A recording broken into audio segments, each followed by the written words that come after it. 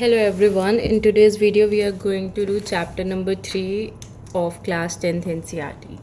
So let's see what the topic is. In your syllabus you have been given the topic money and credit. Okay, money and credit की ये सब topics हैं जिसमें से हम जो कर रहे हैं अभी वो क्या कर रहे हैं, मनी एंड क्रेडिट का क्लास 10th का chapter 3. It is class 10 chapter number 3. ये आपको क्लास 12th में से भी करना है, देन क्लास 10th के वो चैप्टर्स भी इसमें इंक्लूडेड है, देन आपको बिजनेस स्टडीज़ की बुक में से भी करना है, प्लस आपको इस टॉपिक के सेपरेटली वीडियोस और PYQ सॉल्व करने हैं सो डैट यू अंडरस्टैंड किस तरीके से क्वेश्चंस आ रहे हैं. So now let's see class 10th का chapter number 3. Same name mentioned है, चैप्टर नंबर 3. चैप्टर नंबर 3 इस चैप्टर में है क्या क्या मैं आपको एक बार पहले ब्रीफ अप कर दूँ. सो यहाँ पे बताएंगे कि मनी मीडियम ऑफ एक्सचेंज किस तरीके से है, मॉडर्न फॉर्म्स ऑफ मनी क्या है, लॉन एक्टिविटीज़ बैंक की क्या होती है, क्रेडिट की सिचुएशंस बताई हुई हैं, टर्म्स ऑफ क्रेडिट बताया हुआ है, एंड दैट्स इट. इसके बाद आपको बताया हुआ है formal sector credit in India, formal sector क्या होता है, इनफॉर्मल सेक्टर क्या होता है. देन आपको बताया हुआ है self help group for the poor. यहाँ पे लिखा हुआ है self help group for the poor, मतलब सेल्फ हेल्प ग्रुप्स के बारे में लिखा हुआ है. इसके बाद आपको यहाँ पर that's all. So I guess रफली around 15 pages and let me tell you कि यहाँ से एक क्वेश्चन तो डेफिनेटली आएगा, दो क्वेश्चन भी आ सकते हैं because self help groups in itself is mentioned as a separate topic. Okay, self help group से एक क्वेश्चन बनता है और एक क्वेश्चन इन जनरल भी इस चैप्टर से बनता है. आप जो भी PYQ सॉल्व करोगे, जिस ईयर का भी सॉल्व करोगे, आप देखोगे कि इस चैप्टर से क्वेश्चंस आए हुए हैं.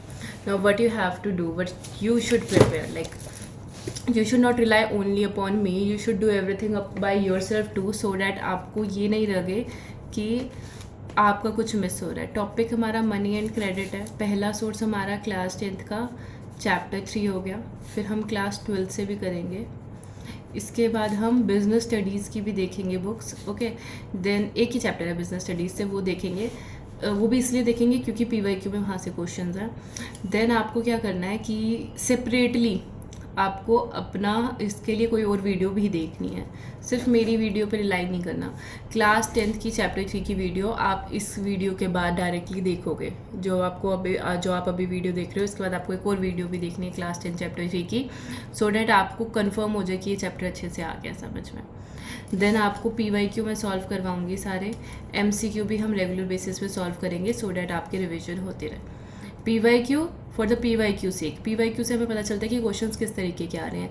रिवीजन MCQ की हम इसलिए करेंगे सो डैट आपको ये रहे कि पेपर होएगा, टेस्ट होएगा तो आप रिवाइज करते रहो. नाउ लेट्स सी, यहाँ पे मनी एंड क्रेडिट के बारे में बताया हुआ है. देखो, मनी हम सबको पता है क्या होता है. स्टॉक ऑफ मनी क्या होता है. Stock of money consist of currency held by the public and demand deposits that they hold with the banks. अगर आपसे ये पूछा जाए स्टॉक ऑफ मनी क्या है तो उसमें 3 चीज़ें इंक्लूड होती हैं. ओके, अगर आपसे पूछा जाए स्टॉक ऑफ मनी क्या है तो उसमें 3 चीज़ें इंक्लूड होती हैं. फर्स्ट इज़ करेंसी, जो हम लोगों के पास है, currency that we all people have, जो हमारी जेब में और हमारे घरों में पैसा पड़ा है. डिपॉजिट्स, डिमांड डिपॉजिट्स क्या होते हैं, ये वो डिपॉजिट्स होते हैं. कहाँ पे हमने डिपॉजिट्स कराए हैं, डिपॉजिट्स विद बैंक्स. ये वो डिपॉजिट्स हैं बैंक के पास कि हम जब जाएंगे तब मिल जाएंगे, एट द मोमेंट हमको वापस मिल सकते हैं, एट द मोमेंट हमको वापस मिल सकते हैं. ठीक है, ये वो पैसा होता है जो हमने अपना बैंक में रखा हुआ होता है. तो अगर आपसे पूछा जाए स्टॉक ऑफ मनी में क्या आता है, करेंसी जो हम लोगों के पास है और जो डिमांड डिपॉजिट्स हमारे बैंक्स के पास पड़े हैं उसको क्या कहते हैं हम, stock of money. This is the money that people can use as they wish and the government has to ensure that the system work smoothly. ये वो पैसा जो हम जब चाहे निकलवा सकते हैं और गवर्नमेंट इस पैसे को इस तरीके से रखती है कि जो सिस्टम है, एक इंडियन इकोनॉमी है, वो अच्छे से रन करे. नवंबर 2016, रिमेंबर नवंबर 2016 क्या हुआ था, डिमोनेटाइजेशन हुई. डिमोनेटाइजेशन होने के बाद क्या हुआ, जो पहले के 500 और 1000 के नोट थे वो इनवैलिड डिक्लेयर कर दिए गए. इसका मतलब क्या है कि अगर मैं आपको आज के टाइम वो 500 या 1000 का नोट दूंगी तो आप कहोगे इसकी कोई वैलिडिटी नहीं है, इसको हम नहीं लेंगे. People were asked to surrender these notes to the bank by a specific period and receive new 500, 2000 and other currency notes. This is known as demonetisation. तो डिमोनेटाइजेशन में क्या होता है कि जो करेंसी वैलिड थी उसको इनवैलिड डिक्लेयर कर दिया. क्या, कब हुई हमारी कंट्री में, नवंबर 2016. ये आपको नवंबर 2016 याद होना चाहिए for your GK purpose. Okay, then इसके बाद आपको बताया हुआ है कि गवर्नमेंट ने ये स्टेप क्यों लिया. गवर्नमेंट ने ये स्टेप लिया था टू रिड्यूस कैश रिक्वायरमेंट्स. देखो, गवर्नमेंट क्या करना चाहती है गवर्नमेंट चाहती है कि जो इंडियन इकोनॉमी है ना वो आपकी ऑनलाइन ट्रांसफ़र हो जाए और करप्शन रोकी जाए कम से कम, क्योंकि जैसे जैसे हम ऑनलाइन ट्रांजैक्शन करेंगे तो सब चीज़ों का एक सिस्टम बन जाएगा, सब चीज़ें पता चल जाएंगी कौन सा पैसा कहाँ जा रहा है। तो इसलिए गवर्नमेंट चाहती थी कि इन डिमोनेटाइजेशन के स्टेप से हम पता लगा सकें किसके पास कितना पैसा है। आपको इतना याद नहीं रखना, बस इतना पता होना चाहिए नवंबर 2016 में 500 और 1000 के नोट्स को इनवैलिड डिक्लेयर किया था। ओके, देन इसके बाद हम देखेंगे sources for information. Data on self help groups is provided on the website of NABARD. NABARD की फुल फॉर्म याद होनी चाहिए, बहुत बार पूछी हुई है, मैं अपने हर टेस्ट में पूछूंगी। National bank for agriculture and rural development, NABARD के बारे में डिटेल में हम पढ़ेंगे। अभी आपको इतना पता होना चाहिए कि सेल्फ हेल्प ग्रुप्स का जो डाटा है हमें कहाँ पे देखने को मिलता है, नबार्ड की साइट पे देखने को मिलता है। आगे देखते हैं, money as a medium of exchange. पहले क्या होता था, पहले बार्टर सिस्टम होता था। जब पैसा नहीं था, जब करेंसी नहीं थी, तो क्या होता था, बार्टर सिस्टम। बार्टर सिस्टम में होता था ABC 3 लोग हैं, एक के पास काऊ है, एक के पास वीट है, एक के पास लेट इट बी बाईसाइकिल है, ठीक है। तो अगर किसी बाईसाइकिल वाले पर्सन को वीट चाहिए तो उसे अपनी बाईसाइकिल्स बेचनी है। अगर किसी काऊ वाले पर्सन को वीट चाहिए तो क्या करता था, मिल्क के बदले में वीट ले लेता था। तो कॉमोडिटीज़ का ट्रांजैक्शन होता था। किसका ट्रांजैक्शन होता था, कॉमोडिटी का ट्रांजैक्शन होता था। और बहुत मुश्किल होता था कि एक ऐसे बंदे को ढूंढना जिसके पास वही चीज़ हो जो हमें चाहिए। तो इट वाज डिफ़िकल्ट, क्योंकि इसमें डबल कोइंसिडेंस ऑफ वांट चाहिए। डबल कोइंसिडेंस ऑफ वांट मतलब, डबल मतलब 2 लोगों को या 2 से ज़्यादा लोगों को कोइंसिडेंटली हमें वही चीज़ चाहिए जो दूसरे वाले के पास है। वीट वाले को भी तो दूध चाहिए होना चाहिए, तभी तो वो ए के साथ ट्रांजेक्शन करेगा, ठीक है। तो डबल कोइंसिडेंस ऑफ वांट होता था, और ऐसा पर्सन ढूंढना आसान भी नहीं होता था, तो डिफ़िकल्ट था ढूंढना, और डिफ़िकल्ट था तो हमारा टाइम भी ज़्यादा लगता था, ठीक है। ये सब क्या है, बार्टर सिस्टम के बारे में हमने देखा। अब आ गया पैसा, मनी आ गया। तो मनी क्या बन गया, medium of exchange. Medium of exchange, अब जो भी चीज़ हमें लेन देन करना है हम किसकी हेल्प से कर सकते हैं, मनी की हेल्प से कर सकते हैं। सो यही बताया हुआ इस पूरे इसमें कि money as a medium of exchange. अब मनी क्या बन चुका है, मीडियम ऑफ एक्सचेंज बन चुका है। Everyone prefers to receive payments in money and then exchange the money for things that they want। हम सब क्या कोशिश करते हैं कि हम जो भी चीज़ खरीदे पैसों में खरीदे, और अगर हम कोई चीज़ बेच रहे हैं तो हमें लोग पैसे दें, सो डैट हम इजीली एक्सचेंज कर सके, इकोनॉमी को रन कर सके। डबल कोइंसिडेंस ऑफ वांट आपने देख लिया कि ये बार्टर सिस्टम का फीचर था। इसके बाद देखो इन्हें बार्टर सिस्टम में हो क्या होता था, goods are directly exchange without the use of money. पैसा का कोई लेन देन नहीं था, गुड्स एक्सचेंज करे जाते थे, या फिर से सर्विसेज भी एक्सचेंज करी जा सकती थी। मैं तुम्हारे घर में कोई काम कर देती हूँ तो तुम मुझे बदले में फूड प्रोवाइड कर देना। बार्टर सिस्टम, गुड्स और सर्विसेज का एक्सचेंज करना। Double coincidence of wants is an essential feature. किसका double coincidence of want feature है, बार्टर सिस्टम का, कि दोनों लोगों को एक दूसरे की चीज़ चाहिए होगी। किस में होता था, बार्टर सिस्टम में। मनी क्या बन चुका है, money has become an intermediate step that eliminates the need for double coincidence of want. अब हमको एक दूसरे की चीज़ खरीदने के लिए पैसों का लेन देन करना होता है। ये नहीं देखते हम कि सामने वाले के पास क्या है, we just need money in exchange. Since money acts as an intermediate in the exchange process, it is called medium of exchange. क्योंकि मनी का यूज़ किया जा रहा है एक्सचेंज प्रोसेस में, तो हम क्या बोलते हैं, मीडियम ऑफ एक्सचेंज है मनी। मनी का पहला फीचर आपने देखा है, मीडियम ऑफ एक्सचेंज। इसके बाद अब देखो मॉडर्न फॉर्म्स ऑफ मनी। पहले के टाइम पे क्या होता था, मेटल्स यूज़ करे जाते थे, gold, silver, copper, coins exchange करने के लिए। बट आज के टाइम में क्या होता है कि जो करेंसी है ना, वो किसी प्रीशियस मेटल से नहीं बनी है, बट उसके ऊपर एक अमाउंट लिख दी गई है, और वही अमाउंट उसकी मानी जाती है कि एक्चुअल में उसकी इतनी वैल्यू होगी। Okay, then the modern currency is without any use of its own. अगर मॉडर्न करेंसी की अगर हम बात देखें तो उसकी खुद की तो कोई वैल्यू नहीं है, जितने रुपए उसके ऊपर लिखे हुए हैं इसलिए उसकी वैल्यू है। उसको मेल्ट करके हम कोई प्रेशियस चीज़ तो नहीं बना सकते। और पहले के कॉइन में अगर वो गोल्ड की बनी हुई थी करेंसी, तो गोल्ड की अपनी एक वैल्यू होती थी। तो पुरानी जो हमारे कॉइन्स बने हुए थे उसकी खुद की एक यूज़ होता था, वैल्यू होती थी। वो आज के टाइम की जो मॉडर्न करेंसी है उसके साथ ऐसा नहीं है। मॉडर्न करेंसी को क्यों एक्सेप्ट किया जाता है, it is accepted medium of exchange because the currency is authorised by the government of the country. Currency जो भी हम यूज़ कर रहे हैं, फॉर एग्जांपल 10 रुपये का नोट अगर आप ट्रांजैक्शन के लिए यूज़ कर रहे हो तो वो इसीलिए कर पा रहे हो क्योंकि उसको किसी ने ऑथराइज़ किया है। यहाँ पे कौन ऑथराइज़ करता है? इंडिया में रिजर्व बैंक ऑफ इंडिया। हर नोट के पीछे लिखा हुआ होता है I hereby promise solemnly promise to give that person this amount of money. हर नोट के पीछे ये लिखा होता है कि रिजर्व बैंक ऑफ इंडिया का जो गवर्नर होता है वो कहता है कि मैं वादा करता हूँ कि मैं आपको इतने पैसे दूंगा। तो रिजर्व बैंक ऑफ इंडिया क्या है? ऑथराइज्ड है कि गवर्नमेंट से कि आप क्या करोगे? मनी को इशू करोगे। In India the Reserve bank of India issues currency notes on behalf of the central government. Reserve bank of India क्या करता है? करेंसी नोट छापता है सेंट्रल बैंक के बिहाफ पे। As per individual law no other individual organisation is allowed to issue currency. कोई और नहीं कर सकता, सिर्फ रिजर्व बैंक को अलाउड है as per the laws. Moreover, the law legalizes the use of rupee as a medium of payment that cannot be refused in settling transactions in India.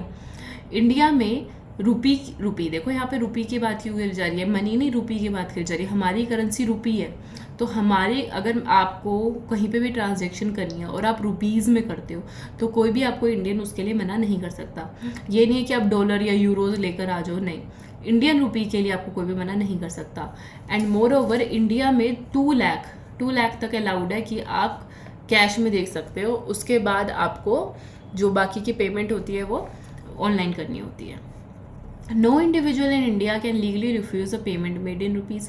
कोई भी इंडियन रिफ्यूज़ नहीं कर सकता आपसे पैसा लेने के लिए रुपीज़ में। डिपॉजिट विद बैंक्स, हमारे पास जो भी एक्स्ट्रा मनी होता है हम क्या करते हैं? बैंक्स में डिपॉजिट करा देते हैं।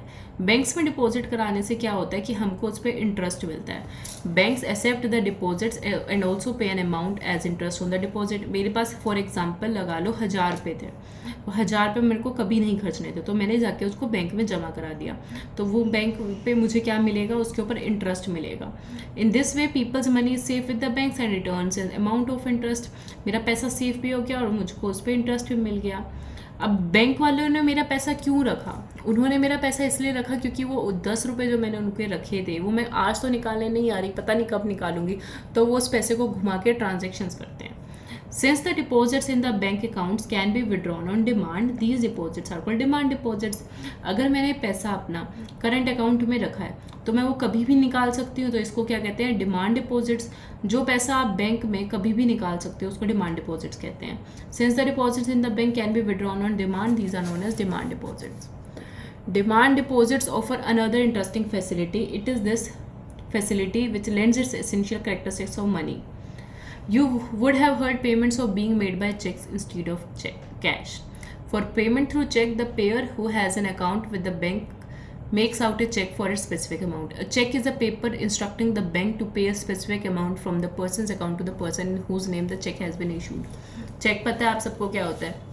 चेक आप इशू कर सकते हो। ये पेपर में क्वेश्चन आते हैं, इस बुक को इतना लाइटली मत लेना, जितना लाइटली मैं आपको पढ़ा रही हूँ उतना लाइटली लेना नहीं है। डायरेक्टली चेक पूछ लेंगे क्या होता है, डेफिनेशन दे देंगे, या फिर से इसके फीचर पूछ लेंगे, और कहीं से आंसर नहीं निकलेगा, सिर्फ इन्हीं पेजेस से आंसर निकलेगा।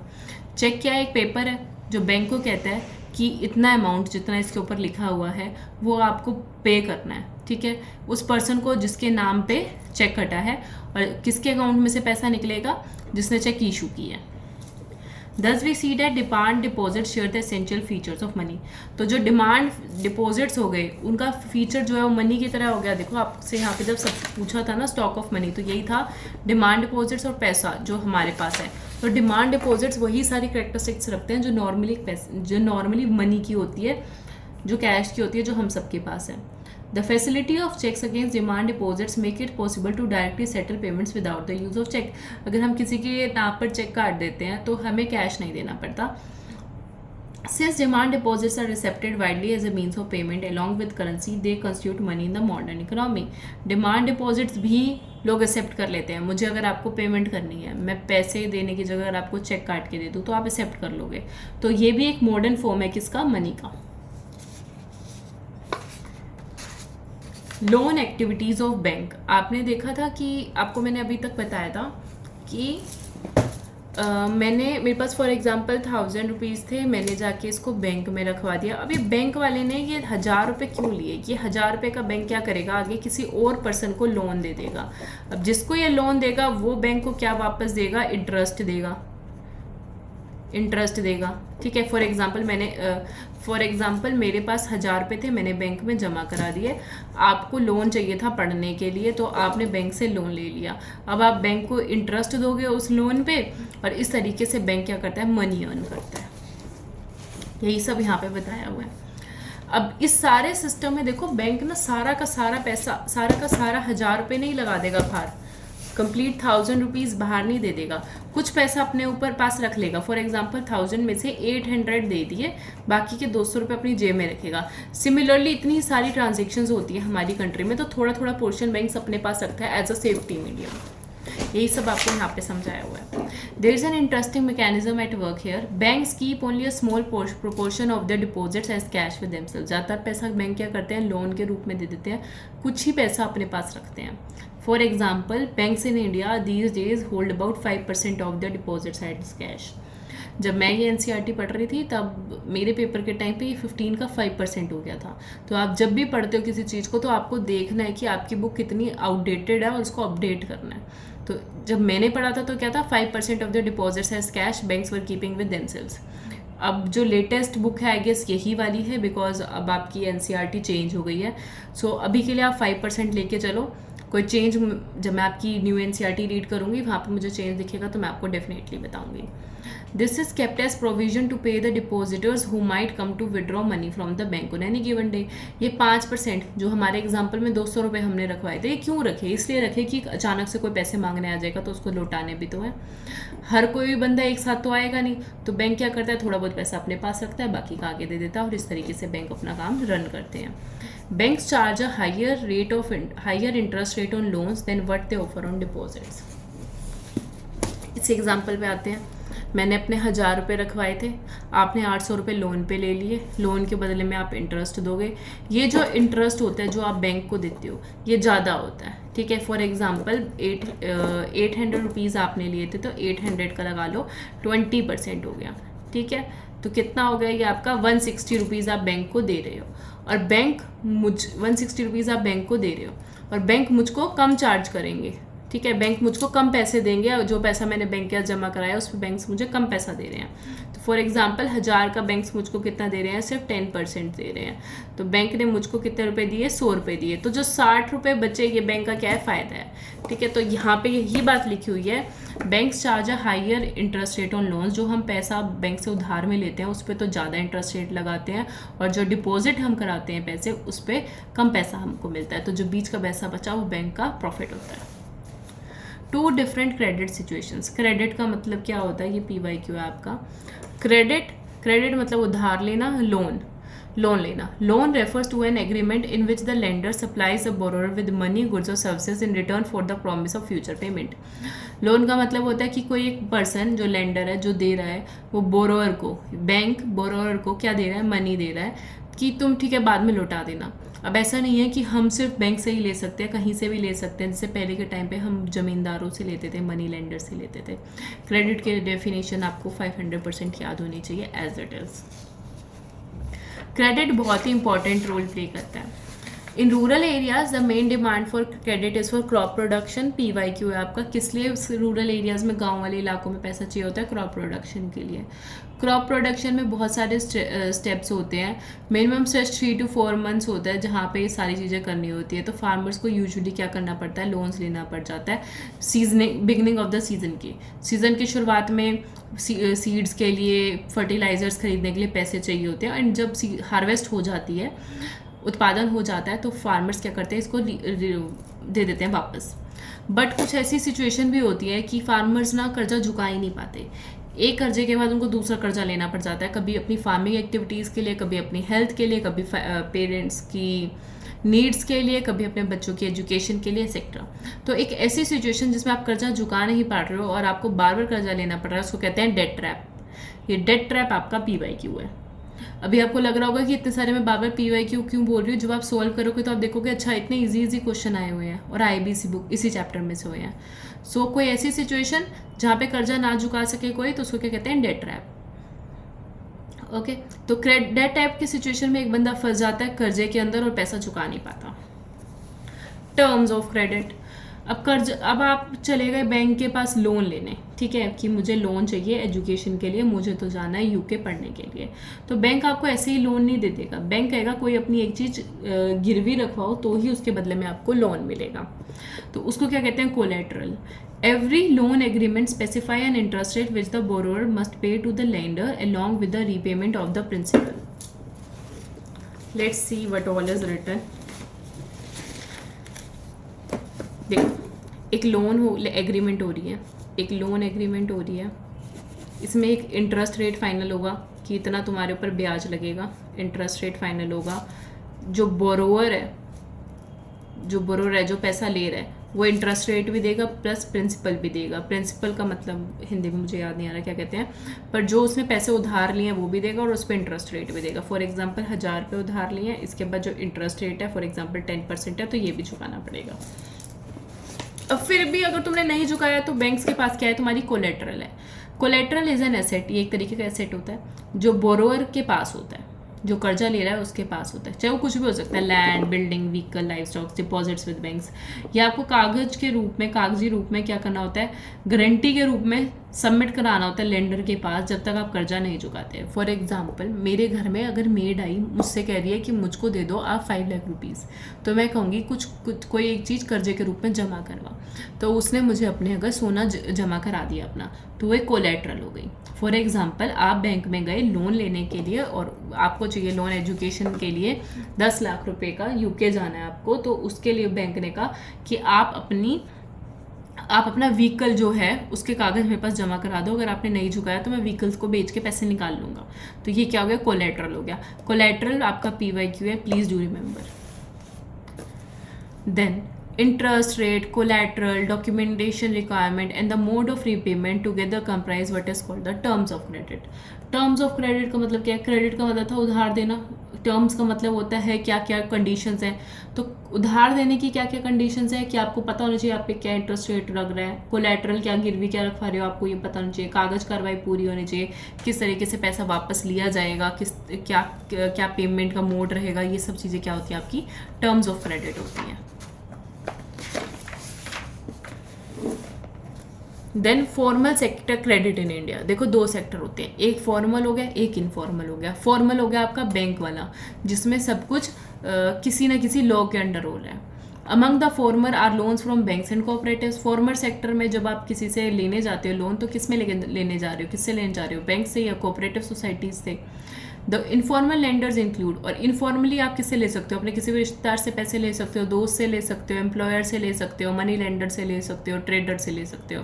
उधार आप इनफॉर्मली इन लोगों से दे सकते हो और फॉर्मली इन लोगों से ले सकते हो। पूरा का पूरा रीड करना है चैप्टर, इंपॉर्टेंट है ये वाली स्टेटमेंट्स भी। The Reserve bank of India supervises the functioning of formal sources of loan. Very important point. Formal sector के जितने भी लोन्स दिए जाते हैं, हम बैंक से ले रहे थे या हम कोऑपरेटिव से ले रहे थे, इसको सुपरवाइज कौन करता है? इसका हेड इंचार्ज कौन है? इसका हेड इंचार्ज है आपका RBI। RBI देखते हैं कि मिनिमम कैश बैलेंस मेंटेन होना चाहिए, ज़्यादातर कोई फ्रॉड ना हो, किसी एक पर्सन को मिल रहा है, किसी एक पर्सन को नहीं मिल रहा, सोसाइटी में चाहे वुमेन है उनको मिलना चाहिए, किसको ज़्यादा वो देना है, फेवर करना है, ये सारी चीज़ें रिजर्व बैंक ऑफ इंडिया देखते हैं कि फॉर्मल सेक्टर के जो लोन्स हैं वो कैसे डिस्ट्रीब्यूट करे जाएंगे। अगर हम बात करें इनफॉर्मल सेक्टर लोन्स की, तो इनफॉर्मल सेक्टर वाले बहुत ज़्यादा high rate of interest charge करते हैं। फॉर एग्जांपल, अगर आप जा रहे हो किसी मनी लेंडर, ज़मींदार या रिश्तेदार से लेने पैसा, तो कोलेट्रल ले ना ले, उनकी मर्जी है कि कुछ गिरवी रखवाएं या ना रखवाएं, पर वो रेट ऑफ इंटरेस्ट बहुत ज़्यादा चार्ज करते हैं। Cheap and affordable credit is crucial for the country's development. आसानी से मिल जाना और सस्ते में मिल जाना क्रेडिट बहुत इंपॉर्टेंट है किसी भी कंट्री की डेवलपमेंट के लिए, क्योंकि अगर एक कंट्री डेवलप करना चाहती है तो उस कंट्री में रहने वाले लोगों के पास पैसा तो होना चाहिए, और अगर पैसा नहीं है तो कौन प्रोवाइड करेगा? बैंक्स प्रोवाइड करेंगे। तो बैंक्स को चीप और अफोर्डेबल क्रेडिट प्रोवाइड करना चाहिए। Formal and informal credit, who gets what.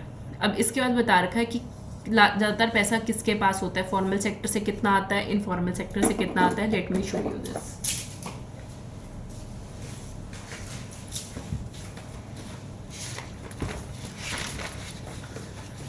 देखो, फॉर्मल सेक्टर से जो आपका लोन आता है वो आता है formal sector loans from banks and cooperatives, RBI supervise करता है फॉर्मल सेक्टर के लोन्स को. 50% of loans taken by poor households in urban areas are from informal sources. Urban areas, शहरी इलाकों में जो गरीब लोग हैं वो ज़्यादातर पैसा इनफॉर्मल सोर्सेज से लेते हैं. कितना परसेंट? 54%. और वहीं अगर हम बात करें रिच अर्बन हाउस होल्ड्स की, ये तो पुअर अर्बन हाउस होल्ड्स थे, अगर हम रिच अर्बन हाउस होल्ड्स की बात करें तो वो सिर्फ 17% है इनफॉर्मल सोर्सेज से लेने वाले, और वो 83% फॉर्मल सोर्सेज से लेते हैं. मतलब कि जो अमीर पढ़े लिखे अर्बन एरियाज़ में रहने वाले लोग हैं, शहरी इलाकों में रहने वाले लोग हैं, वो 83% फॉर्मल सोर्सेज से लेते हैं. आपको मोटा मोटा याद रखना है, फिगर याद नहीं रखनी.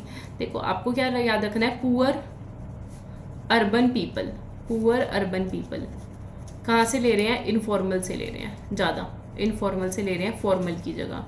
ठीक है, याद रह जाए तो 54%. और उसके बाद रिच अर्बन पीपल कहाँ जा रहे हैं? बैंक्स के पास. ये फॉर्मल से ले रहे हैं, ठीक है, और इनफॉर्मल से कम ले रहे हैं.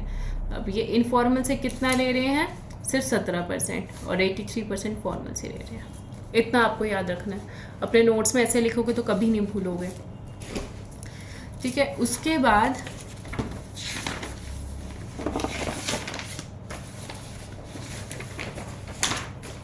हम देखते हैं thus it is necessary that banks and cooperatives increase their lending particularly in the rural areas so that the dependence on informal sources of credit reduces. जो बैंक्स और कोऑपरेटिव सोसाइटीज़ हैं उनको क्या कोशिश करनी चाहिए, कोऑपरेटिव्स को क्या कोशिश करनी चाहिए कि वो ज़्यादा से ज़्यादा पैसा जो है अपना फॉर्मल तरीके से बांट सके और जहाँ पे ज़रूरत है वहाँ पे पैसा दे सकें. Self help groups for the poor. देखो सेल्फ हेल्प ग्रुप का क्या मतलब होता है?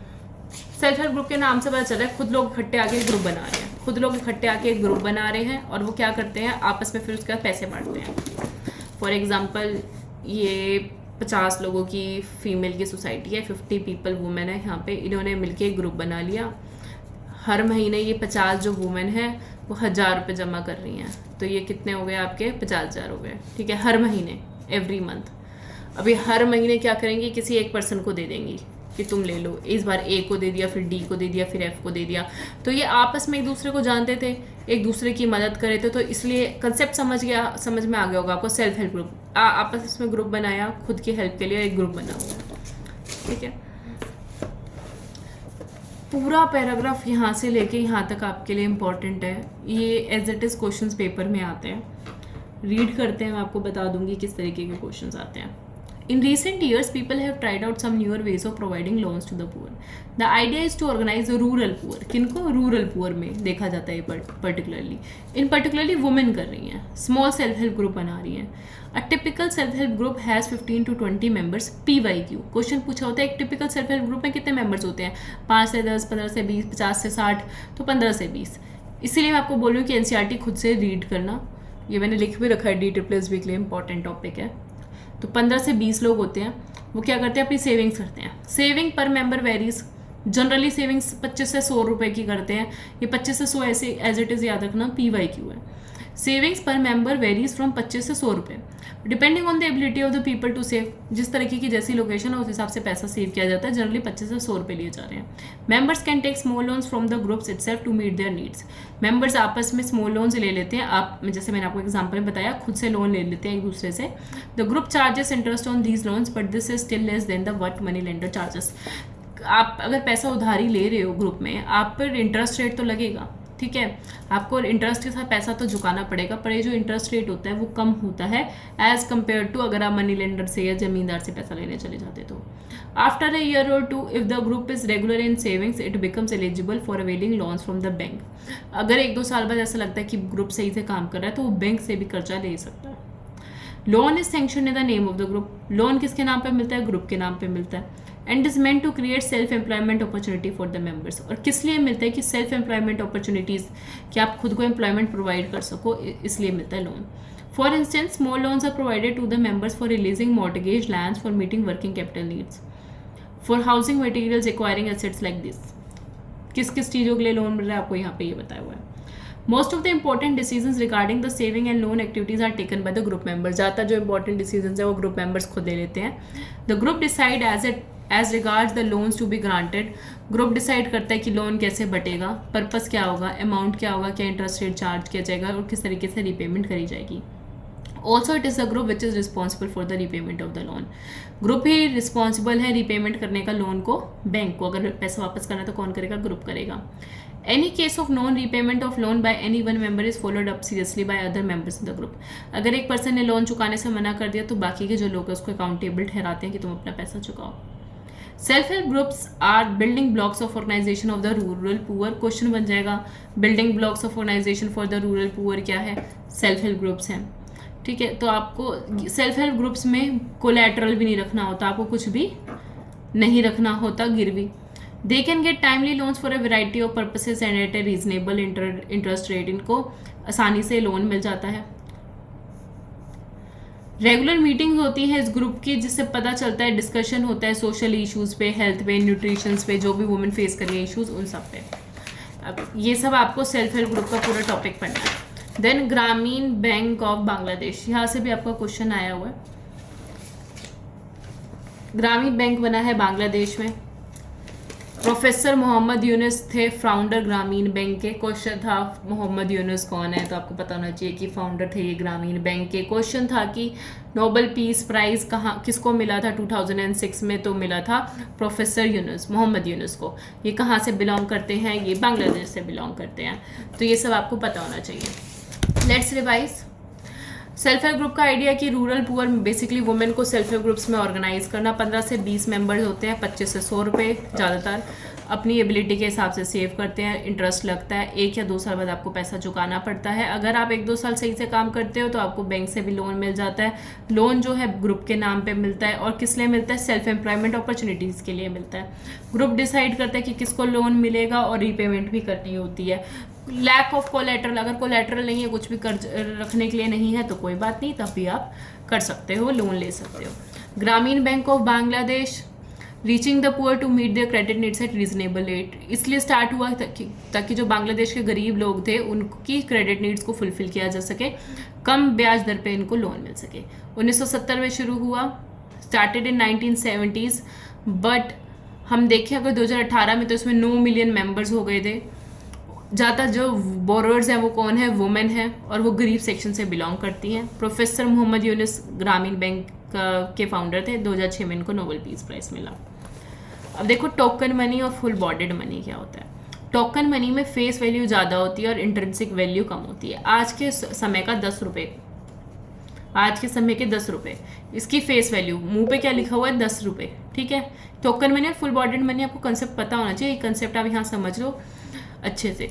टोकन मनी आज के समय के 10 रुपये, जो फेस वैल्यू है, जो उसके ऊपर लिखा हुआ है 10 रुपये, वो तो ज़्यादा है. पर अगर हम इसको पिघला पिलू के देखें इस मेटल की कीमत कितनी है, तो 1 या 2 रुपये का मेटल है, तो अंदर की वैल्यू कम है और ऊपर जो लिखी हुई वैल्यू है वो ज़्यादा है. Full bodied money, full bodied मतलब कि सिल्वर या गोल्ड का कोई कॉइन, सिल्वर और गोल्ड के कॉइन पे अगर मैं 10 रुपये लिख दूं तो उसकी अंदरूनी वैल्यू ज़्यादा होगी, उस मेटल की वैल्यू ज़्यादा होगी as compare to the face value जो उस पर लिखी हुई है. आरबीआई एक्ट 1934 में आया. 1 अप्रैल 1935 को आरबीआई को इस्टेब्लिश करा कोलकाता में. 1937 में इसको मुंबई में शिफ्ट कर दिया. ये चीज़ें आप अपने नोट्स में लिख लेना, ये आपको जीके में भी हेल्प करेंगे, अदरवाइज इकोनॉमिक्स के लिए तो है ही इंपॉर्टेंट. 1 जनवरी 1949 को नेशनलाइजेशन हो जाता है आरबीआई का. आरबीआई एक्ट 1934 में आया. 1 अप्रैल 1935 में कोलकाता में हुआ. 1937 में मुंबई शिफ्ट किया. 1 जनवरी 1949 को इसका नेशनलाइजेशन हुआ. पहले जो गवर्नर थे, sorry I don't know who was the first governor, you need to tell me who was the first governor, यहाँ पे नहीं लिखे हुए. और अब जो है आपको पता होना चाहिए, आपको first governor of RBI and the latest governor of RBI पता होना चाहिए, otherwise I am going to tell you when I will be giving these notes.